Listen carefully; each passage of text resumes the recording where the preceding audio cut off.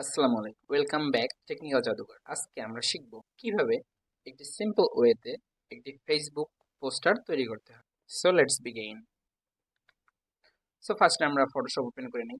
দেন Photoshop থেকে আমরা জানি যে একটা ফেসবুক পোস্টারের সাইজ হয় 1080 pixel by 1080 pixel, height 1080 pixel এবং ওয়াইড 1080 পিক্সেল।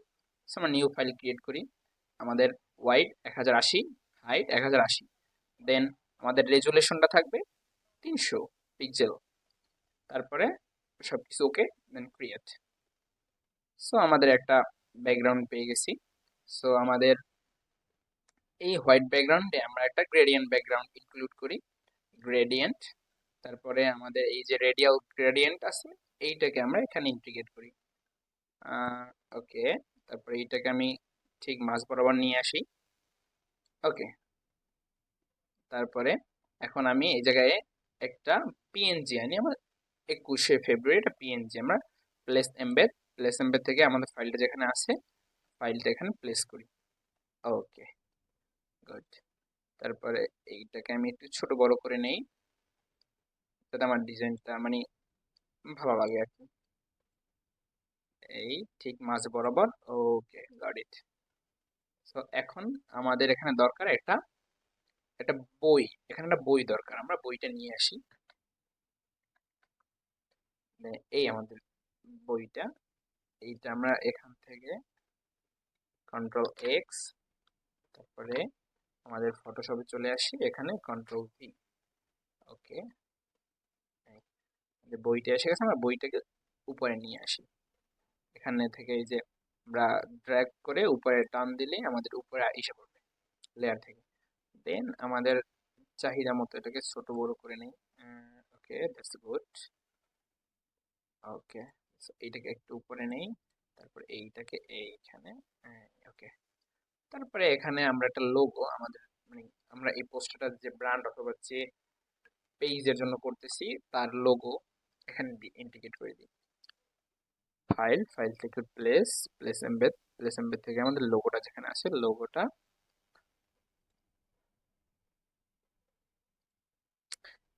আমরা লোগোটা নিয়ে এসেছি। এখন এটাকে ছোট করে দেন এই পাশে লাগিয়ে দেই। ওকে, গুড। ওকে, নাইস। এখন আমাদের এখানে একটা টেক্সট, দুইটা টেক্সট নিতে পারি যে আন্তর্জাতিক মাতৃভাষা দিবস। এখন ওইটা যদি আমরা নিতে চাই, তাইলে এখানে কিছু কিছু ফন্ট আছে যেগুলো আমরা ইউনিকোড ইউজ করে, আবার কিছু কিছু ফন্ট আছে যেগুলো আমাদের বিজয়ের মাধ্যমে লিখতে হয়। আমি এখানে যে ফন্টটা ইউজ করবো ওইটা বিজয়ের লিখতে হয়। সো আমরা এখন একটা টুলস ইউজ করব যেখানে ইউনিকোডে লেখা ওইটা বিজয়তে কনভার্ট করে। সো আমরা দেখি, ব্রাউজারে আসার পর এখানে ব্রাউজারে সার্চ দিব বিজয় টু ইউনিকোড বা ইউনিকোড থেকে বিজয় কনভার্টার।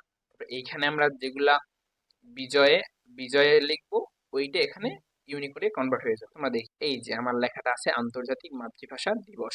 এখন আমি এটাকে যদি ইউনিকোড থেকে বিজয়তে কনভার্ট করতে করায় এই যে বাটনে ক্লিক করি, তাহলে আমরা এখানে একটা বিজয় ফরম্যাটে লেখা পেয়ে গেছি। সো আমরা এটাকে কপি করতে পারি অথবা কাট করতে পারি, হোয়াট এভার। তারপরে আমরা ফটোশপে চলে যাই। দেন এখানে আমি টেক্সট টুল নেই। টেক্সট টুল নেওয়ার পরে এখানে কন্ট্রোল ভি দেওয়ার পরে এখানে আমি দেখতে পাচ্ছি যে আমাদের এই যে টেক্সটটা লেখাটা ভেঙে গেছে। সো আমরা পারি কি এইটাকে ফিক্স করার জন্য, এই যে নর সাথে তো আমার ত হবে, কিন্তু এখানে নর সাথে র আইসা পড়ছে। সো আমরা নর সাথে ত দেওয়ার জন্য এইখানে এরকম সিলেক্ট থাকা অবস্থায় টাইপ, টাইপ থেকে প্যানেল, প্যানেল থেকে গ্লিপস প্যানেলে গেলে আমরা এখানে এখানে অনেক যুক্ত বর্ণ সব কিছু পেয়ে যাবো আর কি। সো আমার তটা কই আছে, ত এই যে ত আন্তর্জাতিক, ঠিক আছে, আমার আন্তর্জাতিক, ঠিক আছে। তারপরে এখন আমি একটু ছোট করে নিই। ওকে, সো আমরা আন্তর্জাতিক এক ফন্টে রাখবো আর মাতৃভাষা দিবসটা অন্য আরেকটা ফন্টে লিখবো। সেটা আমি কাট করি। দেন এখানে আরেকটা টেক্সট টুল নেই এখানে, তারপরে এখানে পেস্ট করি, তারপর এটাকে আবার সিলেক্ট করি। দেন এখানে টেক্সট থেকে এখানে আমরা এইটার ফন্ট দেব হচ্ছে গিয়ে শরীফ অপেক্ষা। শরীফ অপেক্ষা আর আমাদের এই ফন্টটার নাম হচ্ছে শামীম নূর। ওকে, সো আমরা এক এক করে ফন্ট সাজাই। আমাদের ফার্স্টে এই ফন্টটা একটু বড় করে নিই। ওকে, তারপরে এই ফন্টে একটা আউটলাইন দিব। আউটলাইন দেওয়ার জন্য আমাদের লেয়ার থেকে লেয়ারের উপর রাইট ক্লিকের পর আমার যেতে হবে ব্লেন্ড অপশন থেকে আমাদের যেতে হবে স্ট্রোক। স্ট্রোক থেকে আমরা যে স্ট্রোক দিতে চাচ্ছি এখানে আমরা স্ট্রোক দেব গ্রেডিয়েন্ট, তবে গ্রেডিয়েন্ট এখানে আমরা একটা ইউজ করব হোয়াইট, এবং আমাদের টেক্সট কালার যে কালার আছে ওই সেম কালারটা ইউজ করব। এইখানে এই কালারটা হবে আমার text colour. That's like perfect. Okay, একটু ছোট বড় করে নেই, দেন এটা ঠিক আছে। তারপরে এই যে আমার যে মাতৃভাষার লেখাটা আছে, আমরা এটাকে হুবহু, আমরা যেহেতু এটাকে একটা স্ট্রোক কালার দিব, সো আমরা এইটার যে স্টাইলটা আছে আমরা চাইলে এটার স্টাইলটা কপি করে এখানে পেস্ট করতে পারি। এটা স্টাইলটা কপি করার জন্য আমাদের লেয়ারে রাইট ক্লিক করতে হবে, দেন রাইট ক্লিক করার পর কপি লেয়ার স্টাইল, তারপরে আমাদের এই যে লেয়ারটা আছে এটা সিলেক্ট করার পর right click paste layer style, boom, হয়ে গেছে। সো আমরা এখন চাইতেছি যে এইটার যে স্ট্রোক কালারটা আছে স্ট্রোক কালারটা আমরা চেঞ্জ করব। সো আমরা এখান থেকে রাইট ক্লিক করে ব্লেন্ড অপশন থেকে আমাদের স্ট্রোক থেকে গ্রেডিয়েন্ট, এখানে আমরা এই কালারটা দিব হচ্ছে গিয়ে একটু ডার্ক কালার। ওকে, দেন এই কালারটা হবে আমাদের টেক্সট কালারটা। ওকে, সো ওকে ওকে ওকে গুড। ওকে, দেন আমরা এখন আমাদের এই ফন্ট কালারটা চেঞ্জ করব হচ্ছে হোয়াইটে। ওকে,